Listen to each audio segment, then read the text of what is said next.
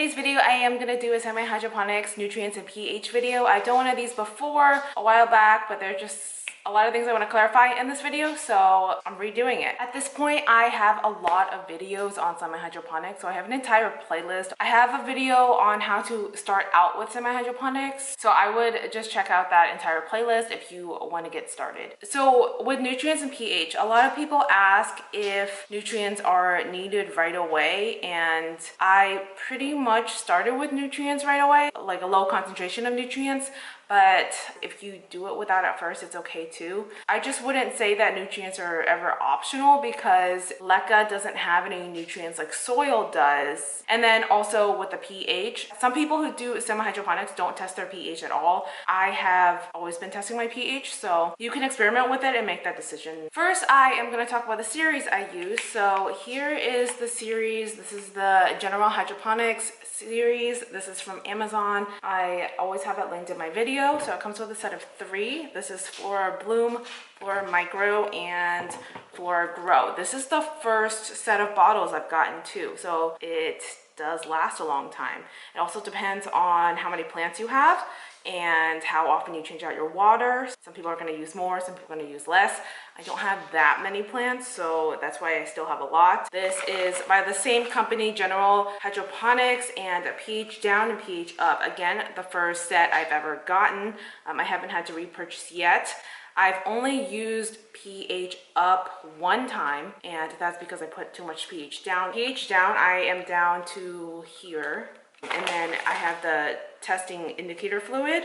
You can use either something like this or an electronic one. I like this one. It's easier to use for me. I've only used that much. And then I also use Super Thrive. This is completely optional. Let's start out by mixing the actual nutrients. Here is my water jug. This one is a 1 gallon one. Before I was using a 3-liter one, so you adjust the nutrients accordingly. When I first started, I used a lower concentration. So on the back of these bottles, it says for cuttings and seedlings, a certain amount, like 1/4 of a teaspoon per gallon. You can go by these if you want, or you could just experiment. In here, I just have water right now. It's a 1 gallon. The most important thing is to start off with Flora Micro. And when you add it into your water, don't just mix all 3 first because it'll cause nutrient lockout. So I'm gonna start off with this one. It says that in the directions if you read the back. I have a bunch of different size syringes. It doesn't really matter. I do like these smaller ones. This one's a 3 milliliter syringe because I mean, you could be way more precise with it. These are 10 milliliter syringes. Doesn't really matter. So when I first started, I used 1 milliliter of each, I believe. Now I am at, what do I use now? I use 2 milliliters. You can adjust according to the season, based on growing season, adding more, decreasing like around the winter time, but I do not really change it. And then mixing up the water, then adding the others. I don't do any particular order for these two. 2 milliliters of this one. That was Flora Grow. And I'm gonna mix that up. Last one is Flora Bloom, or last one of the series. Start with a low concentration and then move up like every couple weeks or whenever your next flush day is, and just see how your plants do. My plants do well with around 1.5 of each or 2. So that's why I do that. Now that I have those 3 mixed in, I am gonna add a couple drops of Super Thrive. I like to use this if I'm first transitioning a plant, which I haven't done in a little while, but I'm gonna actually show you with one of my plants today. So now that all the nutrients are mixed in, I have this pH testing indicator fluid that comes with that kit, again linked below. So it has this little vial that you fill up like halfway with the nutrients you just mixed. After you've been doing this for a while, you're gonna know how much pH down to put in. Excuse me, sir. Take the testing indicator fluids, basically just add like, it says 3 to 5 drops for each test. You put a few drops in and you're gonna mix it up, and you see the color here, you match it up with whatever is on the side. So this is about 7. That's not bad to start off with. And so I'm gonna dump that out, add the pH down. Be very careful with pH down because it's corrosive. So if it gets on your skin, your eyes, it will burn. It can make you go blind. Especially if you're doing it for the first time, add slow and test. Add a little bit more, then test. You don't want to like dump a whole bunch of pH down in and then have to dump a whole bunch of pH up in if you mess up. You might want to like write down how many drops you added in total, and then the next time you could just add that amount of drops and then test the pH and go from there. So it'll be much easier the more you do it. And testing all of this seems like it's a lot of work. It's really not. It becomes like muscle memory after you've been doing it for a while. So I'm gonna add one.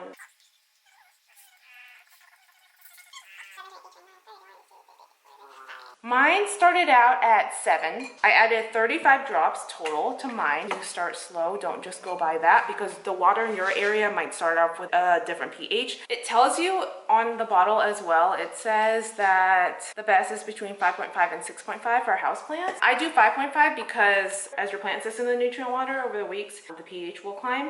2, 3, like that. That looks like it's around the 5 and the 6. So we're pretty much done with that. That is the mixing of the nutrients part. If I didn't have to explain it, it would be a lot faster. So I don't want that to scare people off. So now that I have that mixed, I am gonna convert one of my plants right now. So this right here is my variegated monstera cutting. I chopped this a couple weeks ago and it is rooting like crazy.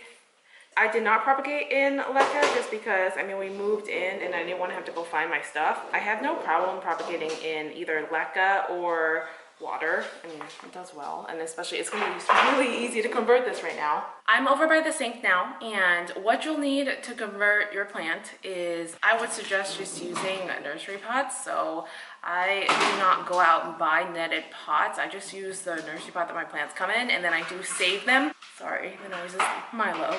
And then you'll want to use either a cache pot to put in, like a pot without drainage holes, or you could use like a saucer. Because it's quarantine time, I don't have any extra pots. I'm just gonna use a bowl. It's gonna be like this.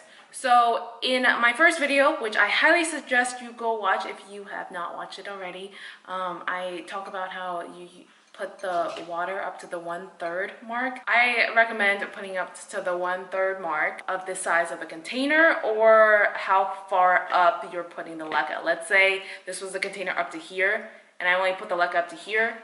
Go from the 1/3 mark of that. So that would be like down here.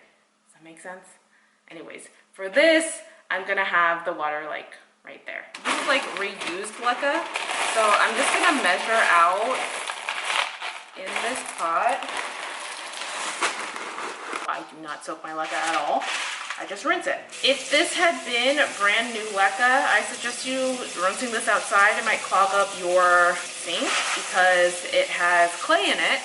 Like there are clay balls. It has a lot of dust that might mess up your plumbing, but I used this before. I'm just rinsing it really to make the LECA wet. It's rinsed. I have a whole video based on the different kinds of pots and planters I use for my hydroponics. Sometimes it's a saucer, sometimes it's a plastic bag, different containers. Check that video out.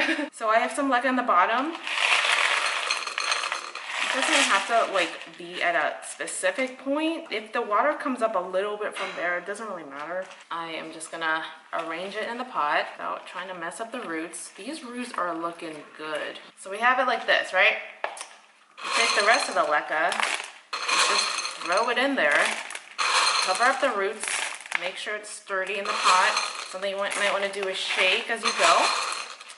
But yeah. If you are worried about converting one of your precious plants for the first time, I suggest doing it to a propagation and then it might not seem so scary. And then after that, maybe start doing some of your actual plants. Just experiment with your plants. Like everything I did with my plants was an experiment. So, I mean, I risked all of my plants. When I did this for the first time, my plants are still thriving. Pot it up. Pretty much a perfect amount. So I have this in here like this. I mean, ideally that would be a planter. I got my nutrient solution, pour it through here. And then I'm looking at the water level as I'm pouring in because I can see into the bowl. And that hits about the 1/3 mark. And there we go. This plant is done. The nutrient reservoir is at the 1/3 level in this pot. Throughout the week, what's gonna happen is the water level is going to go down. Once it goes down, like once a week, I will add more plain water without nutrients into the reservoir to bring it back up to where I originally had it at the 1/3 level here. The reason for that is because if you are adding more nutrient water throughout the week instead, you're bringing the concentration of the salts, minerals, nutrients way too high for the plant. Ideally, every 2 weeks, you would change up the nutrient water. What you do with that, and again, I have a video on that, is you take this out. I would take this out, rinse it with water, dump out the nutrients, replace it with new nutrients. So do that every 2 weeks. I was doing that for every 2 weeks until I moved to this new house. I got way too busy and I've been really busy at work too. I started moving it to every month, adding more water throughout the month. Find out what works well for you and just do that. So now what I'm doing is I'm flushing every month instead of every 2 weeks. It's a lot less work. I use less water, less time and effort. Yeah, this is what works for me. I hope this helped you out. Again, I have an entire playlist on semi-hydroponics. It should answer a lot of your questions. I am no expert. This is what works for me, my plants, and my plants are growing very well in this medium. And I love LECA. That's it. Thanks for watching. Bye.